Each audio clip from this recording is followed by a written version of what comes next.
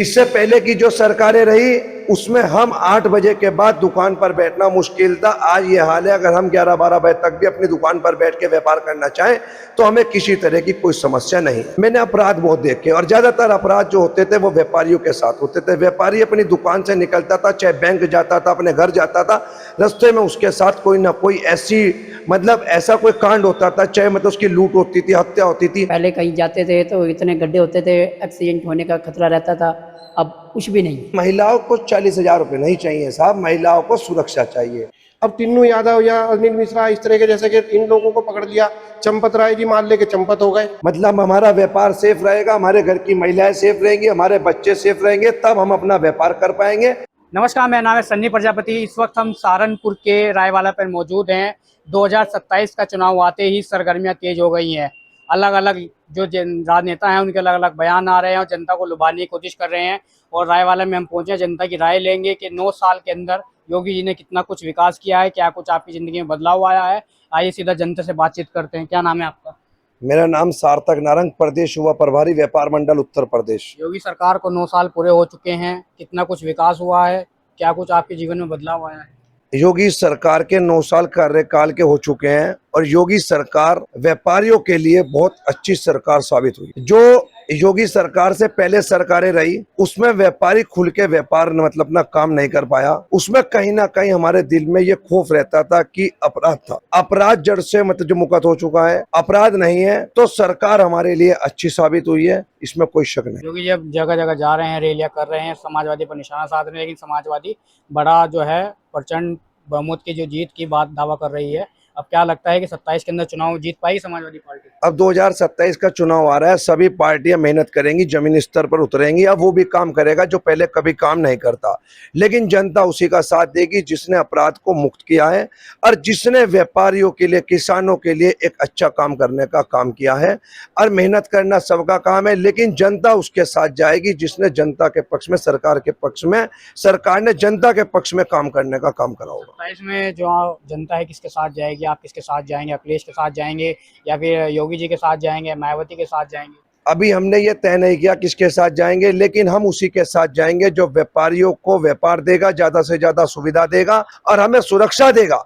सबसे बड़ी बात व्यापारी चाहता है सुरक्षा। इससे पहले की जो सरकारें रही उसमें हम 8 बजे के बाद दुकान पर बैठना मुश्किल था। आज ये हाल है, अगर हम 11-12 बजे तक भी अपनी दुकान पर बैठ के व्यापार करना चाहें तो हमें किसी तरह की कोई समस्या नहीं है। ऐसा क्या परिवर्तन आ गया आपकी जिंदगी में कि 9 साल आपको इतने अच्छे लगने लगे? क्या कुछ भी योगी जी ने विकास किया है? मेरी उम्र 31 साल है। जब से मैंने होश संभाली, चाहे वो राजनीति की, चाहे समाज सेवी की, मैंने अपराध बहुत देखे और ज्यादातर अपराध जो होते थे वो व्यापारियों के साथ होते थे। व्यापारी अपनी दुकान से निकलता था, चाहे बैंक जाता था, अपने घर जाता था, रास्ते में उसके साथ कोई ना कोई ऐसा कोई कांड होता था, चाहे उसकी लूट होती थी, हत्या होती थी। अब तो 9 वर्ष तो ऐसे हो गए कि लूट, हत्या, चैन स्नैचिंग कोई सुनने को ही नहीं आता ये केस। तो आप भी समझदार हैं, मैं भी समझदार हूँ कि जनता किसके साथ जाएगी, जनता का क्या फैसला होगा, ये आप भी जानते हैं, मैं भी जानता हूँ। इस बार अखिलेश यादव कह रहे हैं 27 में हमारे हैं गठबंधन और कांग्रेस और साइकिल जो है दबाकर दौड़ेगी। अखिलेश यादव जी अपनी जगह सही कह रहे हैं। सभी पार्टियों के राष्ट्रीय अध्यक्ष ये कहना चाहेंगे, अपनी पार्टी को सब अच्छा ही बताएंगे, अपने काम को सब अच्छा बताएंगे। ये तो साफ जनता तय करेगी कि किसका काम अच्छा है और किसका नहीं। क्या नाम है भाई साहब आपका? सुरेश कुमार शर्मा। आपने बतेरी सरकारें देखी होंगी, क्या कुछ सरकार ने इस बार जो है 9 साल के अंदर बदलाव किया है यूपी के अंदर? क्या कुछ आपको अच्छा लगा? योगी सरकार बहुत बढ़िया है और आगे भी बढ़िया ही काम करेगी। 9 साल में इसने बहुत बढ़िया काम किए हैं। और पहली बात यह है कि सड़कें वगैरह बहुत अच्छी हैं। पहले कहीं जाते थे तो इतने गड्ढे होते थे, एक्सीडेंट होने का खतरा रहता था।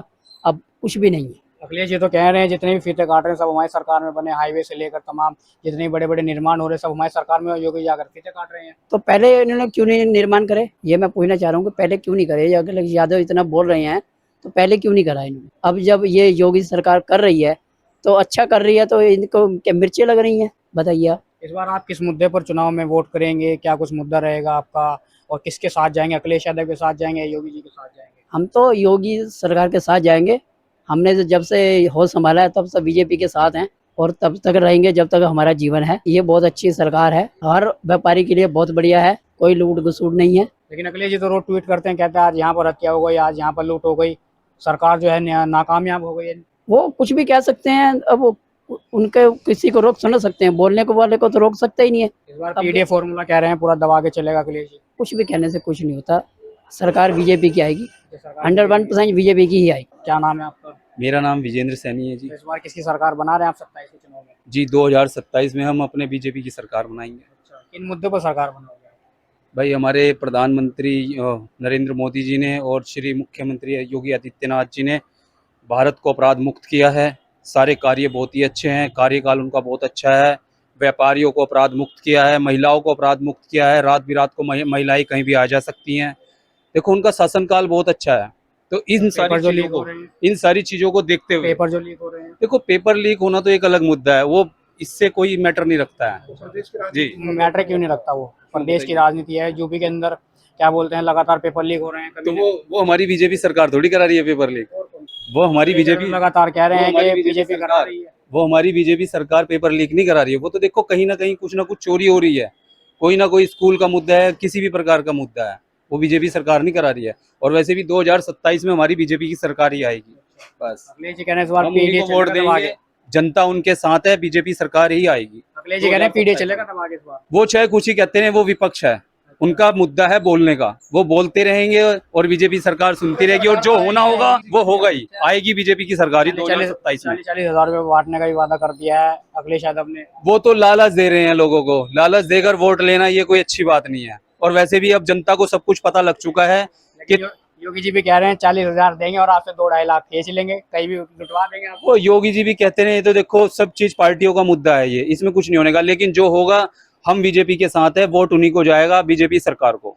2027 में बीजेपी की सरकार आएगी और 100% आएगी। चलिए सार्थक भाई से फिर आ जाते हैं। सार्थक भाई 40,000 रुपए देने का वादा जो महिलाओं को है अखिलेश यादव ने कर लिया, क्या लगता है कि इस बार 27 के चुनाव में कहीं ना कहीं महिलाएं जो है इस बार आकर्षित होगी समाजवादी पार्टी को? देखिए, मैंने आपको इससे पहले बताया कि मतलब अब चुनाव के 6 महीने रह गए। अब सब सरकारें अपना अपना घोषणा पत्र जारी करेंगी, अपनी अपनी बात को रखेंगी, अपनी अपनी सुविधाएं बताएंगी। लेकिन महिलाओं को 40,000 रुपए नहीं चाहिए साहब, महिलाओं को सुरक्षा चाहिए। जो सुरक्षा योगी सरकार में मिलने का काम हुआ, महिला 6 बजे के बाद घर से बाहर नहीं आ सकती थी।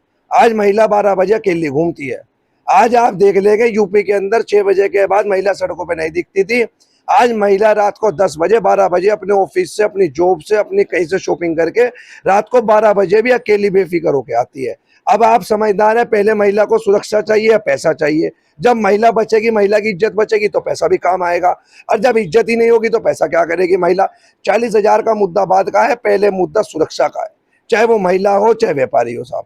कहीं ना कहीं सुरक्षा का मुद्दा है, वो मेन रहेगा। अगर सुरक्षा मिलेगी तो वो पार्टी अब उसकी सरकार बनेगी, नहीं मिलेगी तो नहीं मिलेगी। बिल्कुल आपने बात ठीक कही। सुरक्षा और विकास, पहले हमें सुरक्षा चाहिए, मतलब हमारा व्यापार सेफ रहेगा, हमारे घर की महिलाएं सेफ रहेंगी, हमारे बच्चे सेफ रहेंगे, तब हम अपना व्यापार कर पाएंगे।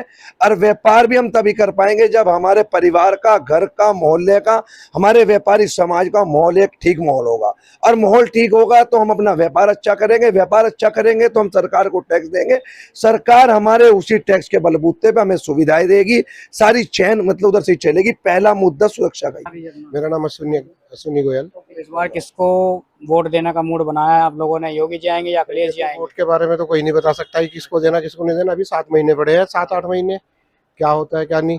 हमेशा जो वोट जहाँ पर होता है, जो पार्टी से बंधा हुआ है किसी से, वो उसी को वोट देता है। जो बीजेपी को चाहने वाला बीजेपी को देता है, कांग्रेस को चाहने वाला कांग्रेस को, समाजवादी को आम वाला आम आदमी पार्टी को।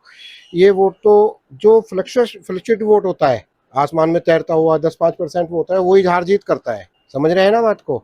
रही योगी जी के काम की बात, तो योगी जी का काम तो निश्चित तौर पे अच्छा था ही, अच्छा था या है? अब भी है ही, दोनों में फर्क चाहिए। लेकिन हाँ थोड़ा सा फर्क। अभी जो ये राम मंदिर वाला मुद्दा हुआ है ना, ये उछलने की वजह से विपक्ष को थोड़ा बोलने का मौका मिल गया कि जैसे मान लो वो राम मंदिर के चंदे वंदे में जो लूट, हाँ जो हुआ, उसमें असल में हमारे प्रधानमंत्री जी लगातार चुप्पी साध गए। क्योंकि कहीं ना कहीं प्रधानमंत्री जी को बोलना चाहिए। हाँ, कहीं ना कहीं बोलना चाहिए था बीजेपी को, क्योंकि देखो मंदिर भी बीजेपी के, भले ही वो सरकार के आदेश से बना है। योगी जी ने तो कार्रवाई करवा दी है, जिन्होंने चढ़ावा चोरी करा जेल चले गए हैं, लोगों ने इस्तीफा दे दिया। देखो मैं भी कहीं ना कहीं ऐसा नहीं है किसी लेवल से बंधा हुआ हूँ, लेकिन फर्ज करो मैं बॉस हूँ, ये अपना सार्थक भाई है, ये इस दुकान का बॉस है, और यहाँ से कोई गलत संदेश जाता है चाहे ये बच्चे करते हैं चाहे हम करते हैं, कोई भी करता है, उसका किसको बोला जाएगा। फर्ज करो मैं ही हूँ, अगर मैं किसी के साथ झगड़ा करके आता हूँ, किसी को मार पीट आता हूँ, किसी को चाकू मार देता हूँ, तो मुझे कोई जानता नहीं, मेरे बाप का नाम बदनाम होगा ना। तो बदनाम तो बड़े पद वाला होगा। अब टिन्नू यादव या अनिल मिश्रा इस तरह के, जैसे कि इन लोगों को पकड़ लिया, चंपत राय जी मार लेके चंपत हो गए, चंपत राय जी मार लेके चंपत हो गए। भाई जिस टाइम पे राम मंदिर का निर्माण हुआ था उस टाइम पे ना तो कांग्रेस साथ थी, ये लोग नहीं गए, उसमें उनकी आस्था का तो सवाल। बड़ा जोर से मुद्दा उठाने कांग्रेस भी उठा रही है, अखिलेश यादव भी राम राम तो उठा तो रहे हैं, मेरी बात को समझने की कोशिश कीजिएगा। देखो मंदिर के जो उसे उसमें आरएसएस के लोग होंगे जो रखे गए, वो भी बीजेपी के द्वारा ही रखे गए हैं, या किसी के साथ भी, जो अगर भाई दिव्या अखिलेश की सरकार आती है उसके आदमी रख, वो सरकार का मुद्दा वो होगा तो वो कर रखेगा। लेकिन कहीं ना कहीं उनकी जवाबदेही तो तय होनी चाहिए ना। अगर जनता शासन का पैसा लूटा जा रहा है, वो पब्लिक का पैसा है, वो तो पब्लिक का पैसा है, जो आएगा वही लूटेगा, कुछ हमें देगा कुछ अपना आप खाएगा। भाई सरकारें तो बदलती हैं, अफसर तो वही के वही रहते हैं। क्या होना चाहिए था असल में, आपकी क्या राय है? अगर इन टोटल देखा जाए तो सरकार योगी जी की आनी चाहिए, क्योंकि देखो उससे क्या है कि थोड़ा सा समाज सुरक्षित है। अच्छा, योगी अखिलेश जी हैं राम राम गा रहे हैं, लेकिन योगी जी लगातार निशाना साध रहे हैं, जो राम राम गा रहे हैं वही गोले चलवाते हैं राम भक्तों को। भाई राम भक्तों पे वो तो शासन का है। एक बात बताओ मुझे कि जिस समय पे साक्षी जी महाराज समाजवादी में आए, कोई किसी से बंधा हुआ नहीं है, सब अपने जनता के वोट की लूट होती है कोरी। जनता ये समझ चुकी कि ये सब रबड़ी खाने वाले लोग हैं राजनीति के अंदर जो है। इसमें इस बार कमल चलेगा या साइकिल चलेगी या पंजा चलेगा? अब देखो क्या होता है।